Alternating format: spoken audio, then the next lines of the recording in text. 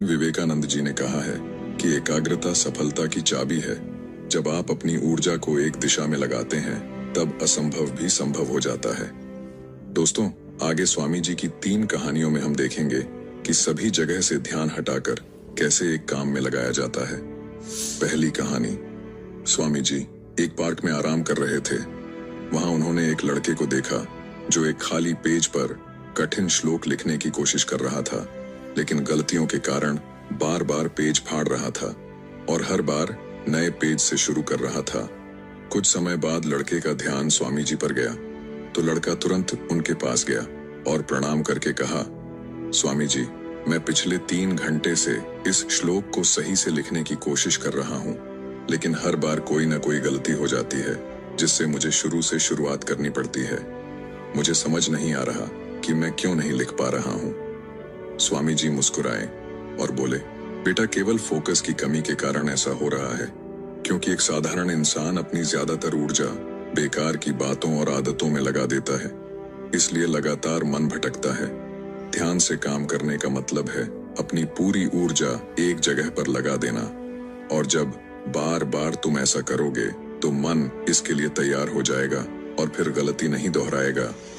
लड़के ने पूछा, स्वामी जी, अगर मन बार बार भटक रहा हो तो मैं एक काम में ध्यान कैसे लगाऊं? स्वामी जी ने पूछा, तुम लिखते समय जरूर किसी व्यक्ति या घटना के बारे में सोच रहे हो? लड़के ने कहा, हाँ गुरुजी, आज छुट्टी के दिन सबको बाहर खेलने का समय मिलता है, लेकिन मुझे ये काम पूरा करना है, शायद इसलिए मैं ठीक से फोकस नहीं कर पा रहा। स्वामी जी ने कहा, ठीक है, अब इन सरल तरीकों को समझो, फिर तुम अपने काम को मन लगाकर कर सकोगे। लगातार गहरी सांस लो। स्वामी जी ने कहा, जब भी तुम्हारा मन भटके तो 5 गहरी सांसें लो और अपना ध्यान काम और खेल दोनों से हटाकर अपनी सांसों पर लेकर आओ। जितना तुम अपनी सांसों को देखोगे उतना ही तुम्हारा मन शांत होने लगेगा। काम को महसूस करो। जब तुम लिख रहे हो तब सब कुछ बारीकी से महसूस करो, जैसे पेन तुम्हारे हाथ को छू रही है, और लिखते समय जो आवाज हो रही है उसे भी ध्यान से सुनो। जब तुम सभी चीजों पर बारीकी से गौर करोगे तो ध्यान भटकना कम हो जाएगा और तुम्हारा मन और शरीर केवल एक काम में लगा रहेगा। तुम्हारा ध्यान काम पर इतना केंद्रित हो जाएगा कि तुम्हें समय का पता भी नहीं चलेगा। जब लड़के ने स्वामी जी की बात मानी और गहरी सांसें लेते हुए फिर से लिखना शुरू किया तो उसने पाया कि अब उसकी गलतियां कम हो रही थीं और उसका काम भी जल्दी पूरा हो गया। उसने स्वामी जी को धन्यवाद कहा। इस पर स्वामी जी ने मुस्कुराते हुए कहा, याद रखो, जब मन और इंद्रियां एक काम में लग जाती हैं तो ध्यान गहरा हो जाता है और यही सच्ची सफलता है। दूसरी कहानी। एक दिन एक युवक स्वामी विवेकानंद जी के पास पहुंचा। युवक के चेहरे पर परेशानी और हताशा साफ झलक रही थी। उसने स्वामी जी से कहा कि स्वामी जी, मैं बहुत समय से परीक्षा की तैयारी कर रहा हूँ। कई बार कोशिश की, लेकिन हर बार असफल हो जाता हूँ। मुझे समझ नहीं आ रहा कि मुझसे कहाँ गलती हो रही है। स्वामी जी ने उसकी बात ध्यान से सुनी, फिर पूछा, क्या तुम सच में परीक्षा पास करना चाहते हो?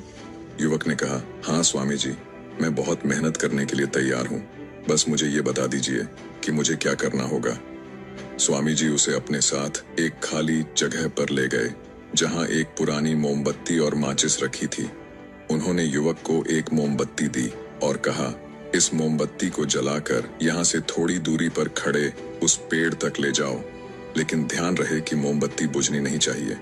स्वामी जी यह कहकर वहां से चले गए। युवक ने माचिस से मोमबत्ती जलाई और धीरे धीरे मोमबत्ती लेकर पेड़ की ओर बढ़ने लगा। रास्ते में हल्की सी हवा चली जिससे मोमबत्ती की लौ हिलने लगी। युवक ने उसे बचाने की पूरी कोशिश की, लेकिन मोमबत्ती बुझ गई। युवक वापस आया, मोमबत्ती फिर से जलाई और फिर से चल पड़ा। युवक ने यह प्रक्रिया कई बार दोहराई, लेकिन हर बार हवा का हल्का झोंका मोमबत्ती की लौ को बुझा देता। आखिर में थका हुआ युवक हाथ में बुझी हुई मोमबत्ती पकड़े वापस चला आया और निराश होकर बोला, स्वामी जी, मैं इसमें भी असफल रहा। स्वामी जी ने युवक से मुस्कुराते हुए कहा, क्यों? तुम्हें बस मोमबत्ती जलाकर थोड़ी दूर ही तो चलना था। युवक ने धीरे से कहा, स्वामी जी, मैंने कोशिश तो की, लेकिन हवा के कारण लौ बार बार बुझ जाती। स्वामी जी ने कहा, यही तो तुम्हें समझना है कि तुम्हारा मन भी इस मोमबत्ती की लौ की तरह है और चारों तरफ की हवा ध्यान भटकाने वाली आदत है। जब तक तुम इन आदतों को वश में नहीं करोगे, तब तक ध्यान की लौ बुझती रहेगी। ऐसे ही जब तक तुम अपने लक्ष्य पर पूरी तरह ध्यान केंद्रित नहीं होगे, तब तक तुम अपनी मंजिल तक नहीं पहुंच पाओगे। इसलिए मन को एकाग्र करो और जो काम करो उसमें पूरी तरह डूब जाओ। तुम्हारे प्रयास जरूर सफल होंगे। और याद रखो, सभी तरह के ज्ञान का मूल तत्व ध्यान है। इसलिए कुछ भी करने के लिए तुम्हें एक जगह ध्यान लगाना तो सीखना ही होगा। तुम जैसी आदत डालोगे वैसा ही मन होता जाएगा। इसलिए छोटे से छोटा काम भी ध्यान लगाकर करो। ऐसा करने से मन का स्वभाव बदल जाएगा, फिर तुम्हें सफलता जरूर मिलेगी। तीसरी कहानी। एक युवक ने स्वामी जी से पूछा कि मन में आ रहे विचारों को कैसे छोड़ते हैं। स्वामी जी ने युवक से कहा, बताऊंगा, लेकिन उससे पहले तुमको एक परीक्षा देनी है। फिर एक गिलास पानी को पूरा भरकर स्वामी जी ने युवक के हाथ में पकड़ा दिया और कहा, पानी की एक बूंद गिराए बिना इसे पकड़कर खड़े रहो। युवक ने कहा, यह तो आसान है, और गिलास संभाल लिया। शुरू में सब ठीक था, लेकिन थोड़ी देर बाद ही उसके मन में संदेह उठने लगे। इससे क्या फर्क पड़ेगा? आखिर कितनी देर तक मुझे ऐसे पकड़े रहने होगा? जैसे जैसे ये विचार आने लगे, उसका ध्यान भटकने लगा और गिलास से पानी छलकने लगा। अंत में स्वामी जी ने कहा, बेटा, जब तक तुम्हारा मन शांत था तब तक पानी नहीं गिरा, लेकिन जैसे ही तुम्हारे मन में विचार आने लगे तो पानी बाहर गिरने लगा।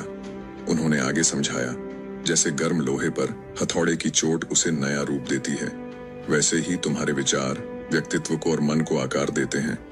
तुम्हारा मन भी गिलास में पानी की तरह है, जिसे आसानी से विचलित किया जा सकता है।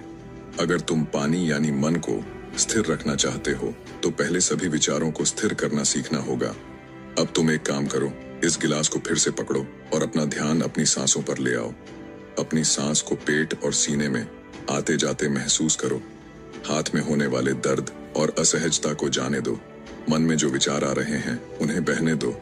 खुद को याद दिलाओ कि तुम विचार नहीं हो, बल्कि उन्हें दूर से देखने वाले इंसान हो।